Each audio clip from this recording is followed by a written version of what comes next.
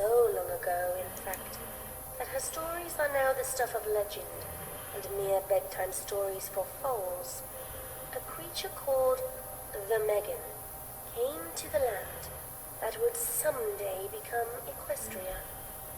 She came from a distant world where creatures walked on two legs and magic did not exist. Yet, despite her lack of magic, the Megan was brave and daring, facing down foes far greater than herself to protect those too weak to protect themselves.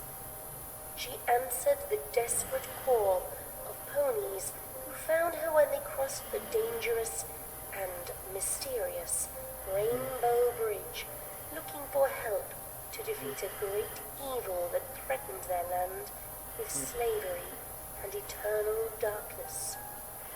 With the help of a mystical artifact called the Rainbow Light, which reflected the incomparable amount of love and courage in her heart, the Megan defeated that great evil and became a protector of the land, befriending the ponies and joining them on many subsequent adventures.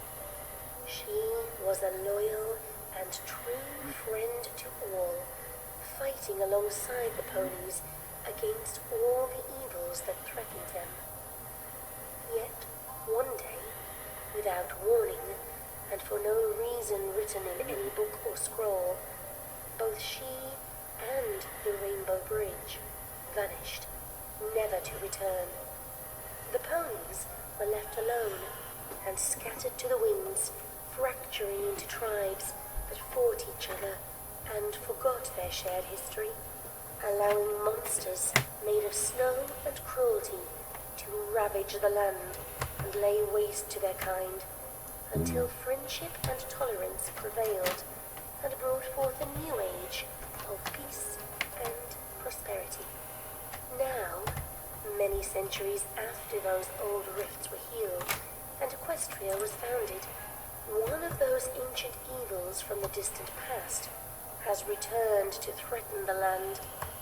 Grogar, a wizard of immense strength, has been resurrected from beyond the grave by the accidental fulfillment of an ancient prophecy. In shadows bound lies Tambalon, till dark as midnight shines the dawn. When Nightmare Moon was released from her 1,000-year imprisonment and covered Equestria in darkness during the day, she unleashed Grogar from his prison. With him, he has brought the Smooze, a powerful entity that drains the heart and soul from whatever it touches, leaving ponies and all other creatures frozen in despair, unable to save themselves from drowning or starving to death in its smothering clutches. Grogar seeks nothing more than the complete and utter destruction of Equestria and the deaths of all of its citizens. He does not want riches or power. He cannot be reasoned with. He cannot be stopped by ordinary magic. All seems lost. Since the Megan was fabled to have defeated both the Smooze and Grogar before, in a desperate attempt to make up for unleashing Grogar, Princess Luna uses dangerously unstable magic to recreate a temporary rainbow bridge and sends the element of loyalty, Rainbow Dash, to fetch the mythical hero once more. But Megan Williams is not a myth, nor a legend. She is just a young woman convinced that her memories of ponies and magical adventures were actually just an elaborate delusion her mind created to insulate her from remembering the truth. That she was snatched from her home as a child and held by an unknown kidnapper who dumped her back there again sometime later for equally unknown reasons. She has spent years clinging to this explanation, sinking deeper and deeper into depression as she does so. So, when a magical talking pony with wings arrives out of the blue to beg for her help. Megan thinks she's having a breakdown and refuses to answer the call. But Rainbow Dash is a hero herself and not so easily dissuaded. Thus, she brings Megan back across the disintegrating Rainbow Bridge, regardless of her wishes, forcing Megan to confront the undeniable truth at last, that all her memories are real. Not only that, but centuries have passed in Equestria compared with the human world, and all the ponies she once knew are long dead. Instead of her friends, she finds a whole new group of ponies in need of her aid. And, finally, rather than leave them to the destruction that awaits them, she answers the call once again. Yet Megan may have taken too long to come to this realization and take up her old role as the pony's protector. Princess Luna has suffered a psychological break at her apparent failure to stop the doom of Equestria that she has caused, retreating to the caves beneath Canterlot after being accidentally humiliated by her sister's student, Twilight Sparkle. Twilight herself is having a crisis of faith about being made into an alicorn when she could not even save her friends from the Smooths, much less all of Equestria. And Rainbow Dash has spotted a pony who seems to know too much about Grogar's plans and is chasing down Lightning Dust to find out just exactly what she knows, and to stop her from potentially making the situation even more deadly for every pony who has thus escaped the Smooths. Meanwhile, Grogar and the dragons who have fallen under his control are drawing ever closer to Canterlot.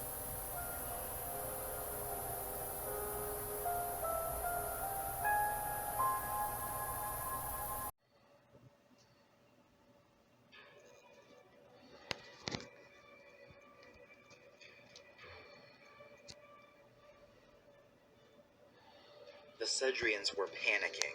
Although Sir Topham Hatt had quite clearly been shot from behind, many of the citizens in the crowd thought that the shooter might be within the crowd and might shoot them next. They scattered.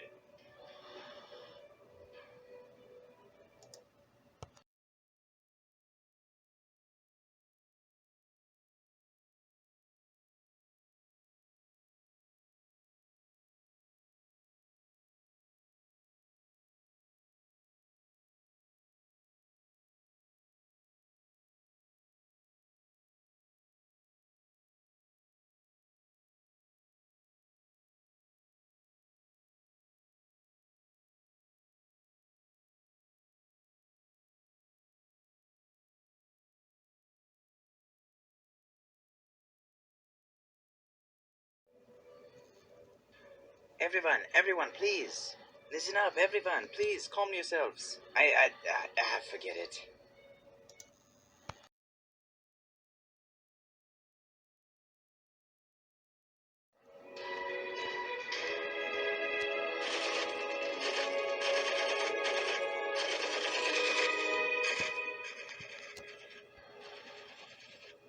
Don't you think Simon will be mad if he finds out we're hiding back here?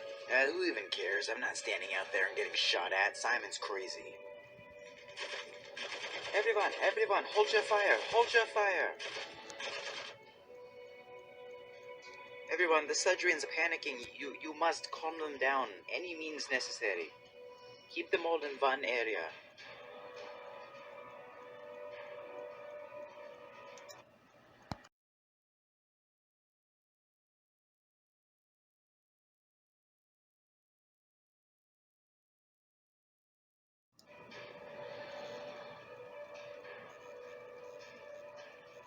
Reverend Laxey was panicking. Suddenly, who should come down the line but James? The Reverend quickly flagged him down. We must use the water in your tank to put out the fire. Please. Luckily, the shed in the far corner of the vicarage orchard had many buckets.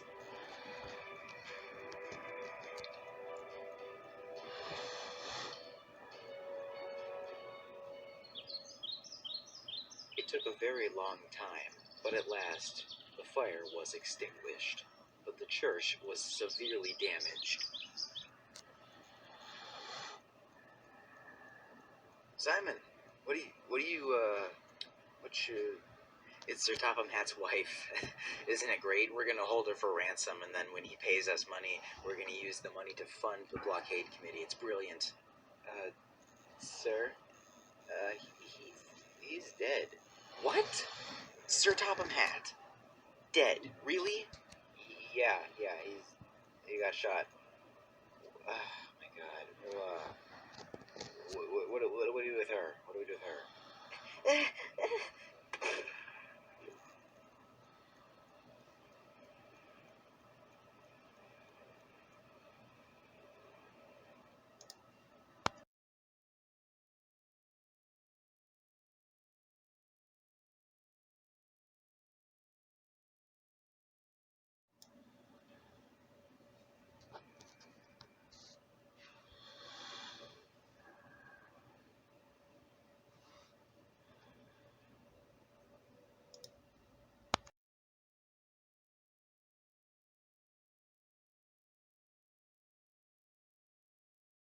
Thomas was still in a state of shock.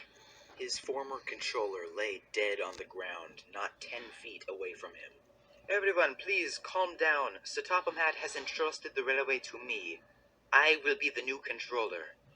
You can trust me, everyone. We will get this railway back on track. Now, if you would all please disperse as soon as possible.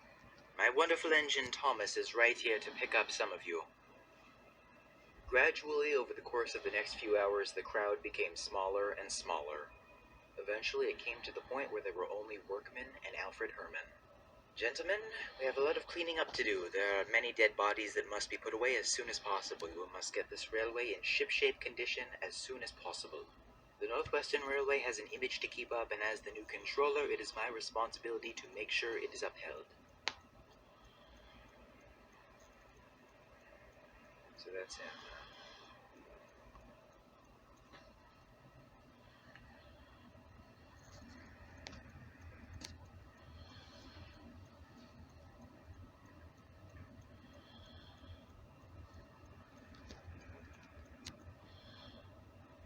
He balled up the envelope, turned the hat upside down, and put the envelope inside the hat. Then he lit a match and set the envelope and the hat on fire, and watched it burn until nothing remained but ashes. He took the gun and threw it into the lake. Then he turned and walked off in the direction of the setting sun of May 27th, 1945.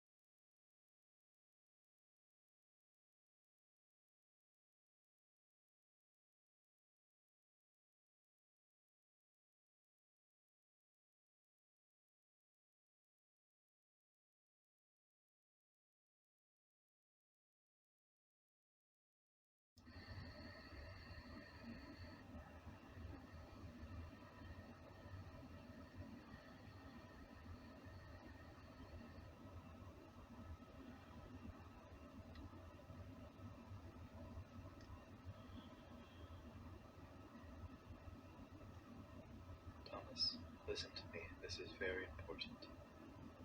The one who took me off the rails is still free on Sodor. He is all around you. He is more common than ever before. Do not forget, Thomas. Individuality is his weakness. Don't forget who you really are. Don't end up like me. Thomas, you must survive. Thomas, watch out.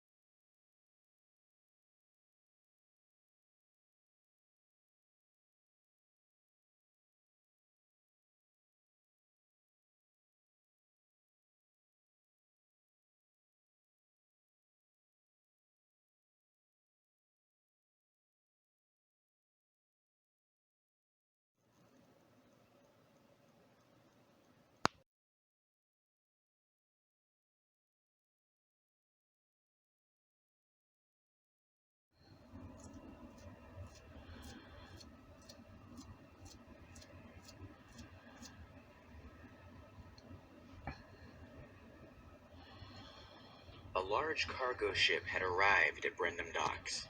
Duck and Toby were present, overseeing the transfer.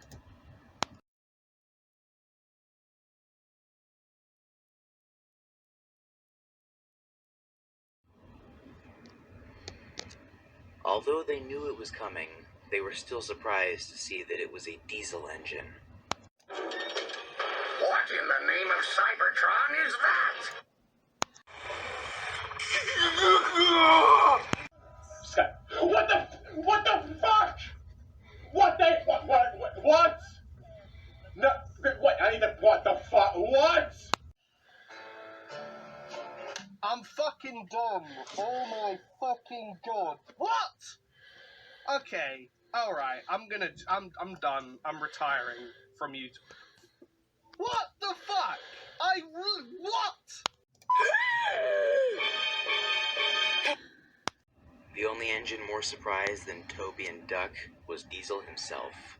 The new engine was sleek and modern looking. Without saying a word, the engine quietly purred away to find a siding. The next engine off the cargo ship was a Class 08 shunter just like Diesel. Hello there, you two. How are things going? Well, honestly, sir, began Toby. We're kind of concerned. Are we being replaced? No, that's nonsense. Think of these new diesels as a lightening on your workload. More time for leisure, less time for work. These diesels are here to help you, not replace you. The engines weren't so sure. Later, Thomas and Percy witnessed another new diesel arrive off the cargo ship. It was a Class 46 diesel, and it was larger than the others. Hang on, I think I recognize that diesel. Did you work here before? Yeah, let's see, wait, hold on, I think, remember? Didn't you just break down all those tanker charts a few minutes ago? Yeah, what do we call it? Yeah, I got it, spam cam, that's it. Yeah, I remember now. Later, the engines watched as the final diesel arrived off the ship. As it was lowered onto the rails, a collective gasp rang out amongst the engines. Oh, sweet Jesus, what is that? No, it's impossible! It can't be! But it was. The Class 42 warship, known only as 10.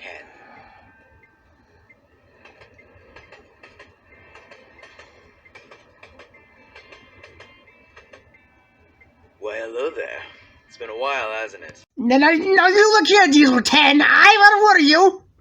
I don't know how you got back, but if you try anything funny... Yeah, look, I haven't got time for chit-chat. I'm a little busy replacing you. Ta-ta.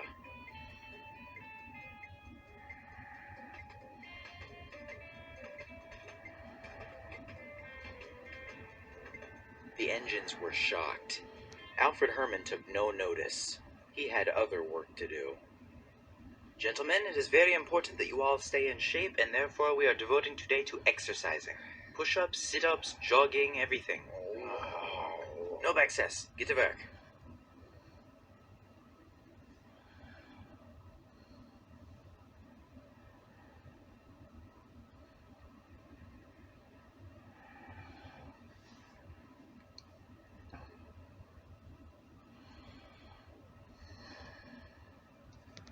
What is he doing? What is he training them for? You know what? I got an idea. Ladies and gentlemen, as you know, recently I have expressed my discontent with Alfred Herman. Recently I have witnessed him partaking in some extremely suspicious behavior. He seems to be training his workmen for something, but I have no idea. I found this crate in the scrapyard shed. It's full of explosives. If we are to ensure the safety of Sodor, we must bomb their training site. Yeah, the idea... Simon, that's crazy. What? I said that's crazy. That idea is ridiculous. Not to mention quite illegal. May I have a word with you? What are you doing? What? I was just... You're undermining my authority. Simon, I didn't realize... No, you listen to me, Lars. In this group, I'm in charge. They listen to me. If you interrupt me again, I will have you strung up so fast you don't even know. Plan your next move very carefully, Lars.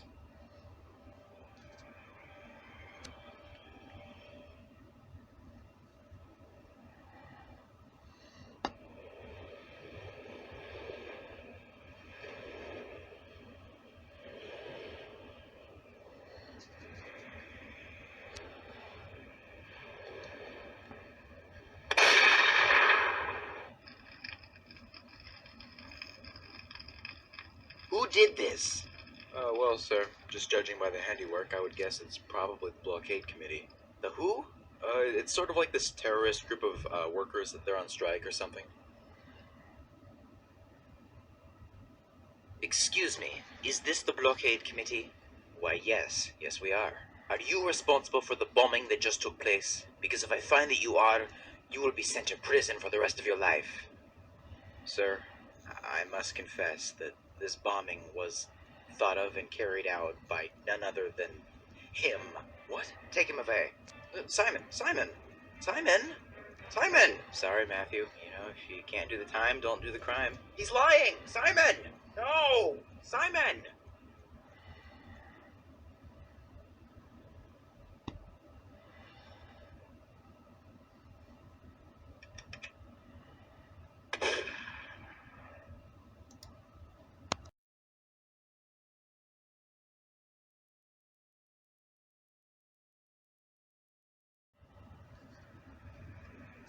That evening, 10 was overseeing a shipment of cargo.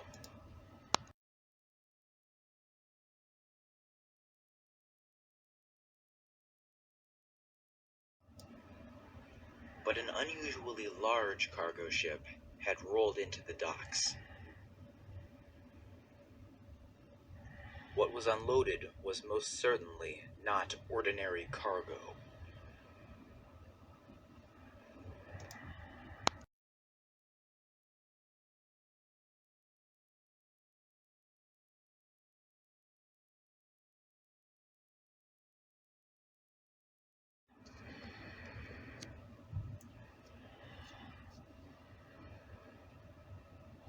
At first, 10 did not recognize the strange engine in front of him, but when he squinted his eyes sufficiently, he recognized a familiar face. Hey, Pinchy, it's been ages since I've seen you. Andy, didn't even recognize you at first. Yep, it's me. Can't believe it's been 9 years since we've been here. Crazy, isn't it?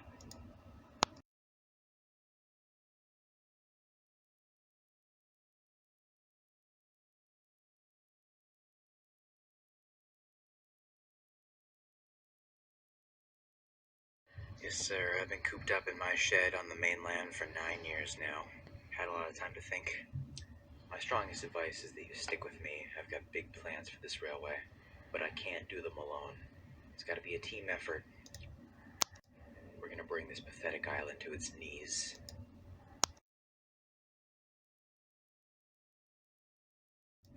and the two engines sat up talking until the sunrise the next morning, discussing the shape of things to come.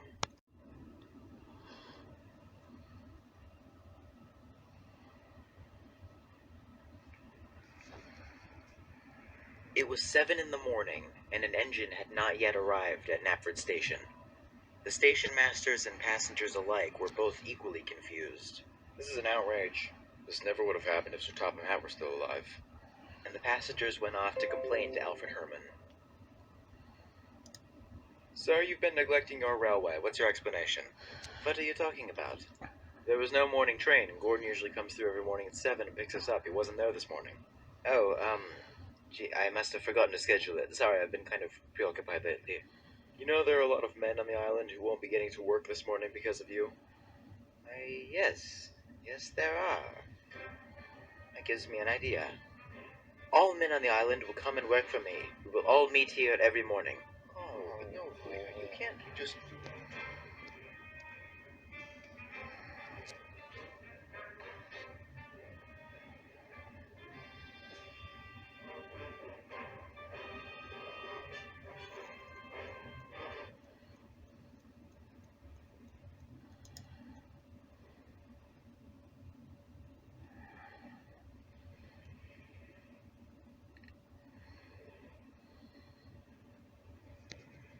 Hello there, everyone.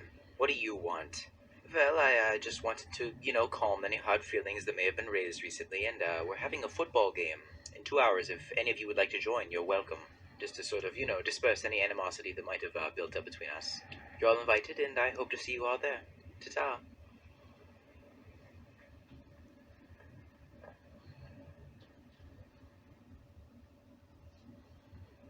Well, that was an obvious trap if I ever heard one. Well, I don't know. I mean, he seems genuine. Yeah, I mean, we might as well give him a shot. He can at least show up. And so the majority of the blockade committee went off to the game. Well, I'm glad at least a few of you had the sense to stay behind. Yeah, I've got a bad feeling about that Alfred Herman guy. When the blockade committee arrived at the viaduct, they found a football on the ground, but there was no one else around. Hello, everyone. Welcome to the game. The other workers will be here shortly to play against you, and then we'll kind of go from there.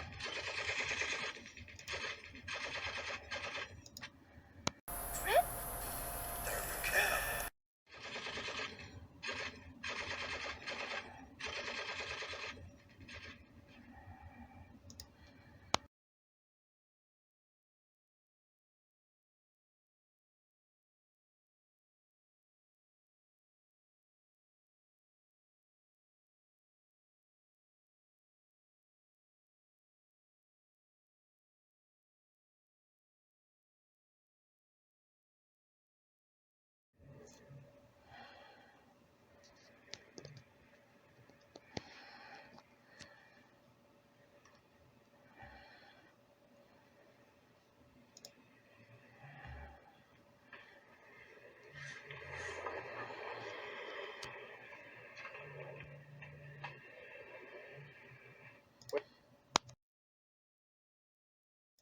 Oh, terribly sorry. The last train for the evening has already departed.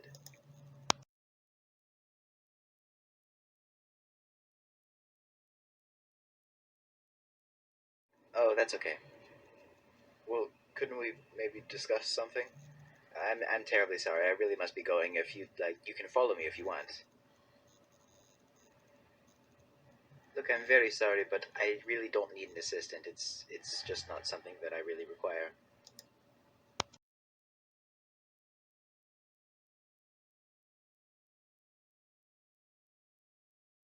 All right, ask away. Well, the workmen, you're training them for something. What are you planning? Oh, I'm not planning anything. I'm just trying to organize Sodor a little more. I'm just trying to have a sort of elite force of workmen.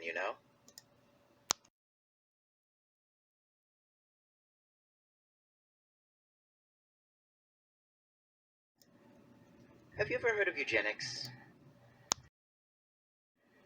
It's the idea of selectively breeding people in order to produce superior offspring. It's kind of a survival of the fittest sort of thing, kind of like a Darwinism.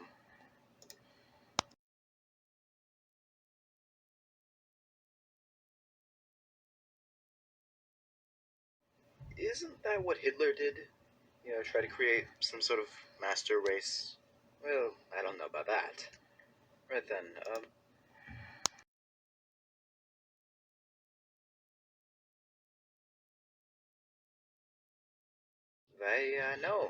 no one's ever said something like that to me. You're not. No. But, I was just thinking for a second, it's silly, it's impossible. Oh, you thought Yeah, I know it's silly. But silly. The idea that perhaps Hitler somehow escaped the bunker, perhaps even found a small boat, set himself adrift, drifted aimlessly in the ocean for a month, washed up on Sodor, made up a fake name for himself, gained political power, now has command over a small army. Does that sound crazy to you, Phil? Any of that sound crazy?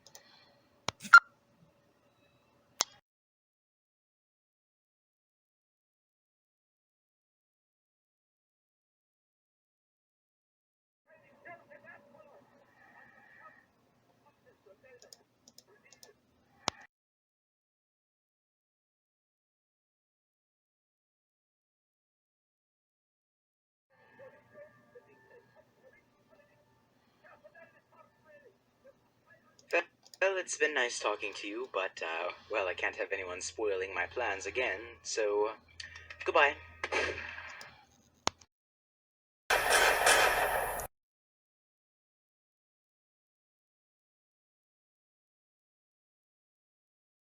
The bullet tore through Phil's shoulder, hitting an artery.